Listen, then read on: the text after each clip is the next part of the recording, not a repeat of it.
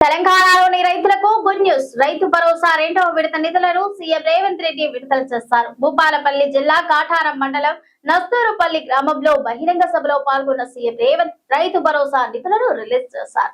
రెండవ విడతలో 45,11,947 మంది రైతుల ఖాతాల్లో 5,563 కోట్లు జమ కానున్నాయి.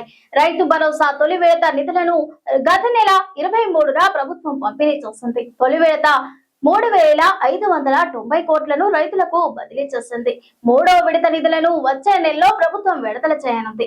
మే కల్లా లబ్ధిదారుల ఖాతాల్లో ఎకరానికి 6,000 చొప్పున జమ కానున్నాయి. తెలంగాణలోని రైతులకు గుడ్ న్యూస్. రైతు భరోసా రెండవ విడత నిధులను సీఎం రేవంత్ రెడ్డి విడుదల చేశారు. భూపాలపల్లి జిల్లా కాటారం మండలం నస్తూరుపల్లి గ్రామంలో బహిరంగ సభలో పాల్గొన్న సీఎం రేవంత్ రైతు భరోసా నిధులను రిలీజ్ చేశారు. రెండవ విడతలో 45,11,947 మంది రైతుల ఖాతాల్లో 5,563 కోట్లు జమ కానున్నాయి. రైతు భరోసా తొలి విడత నిధులను గత నెల 23న ప్రభుత్వం పంపిణీ చేసింది. తొలి విడతలో 3,590 కోట్లను రైతులకు బదిలీ చేసింది.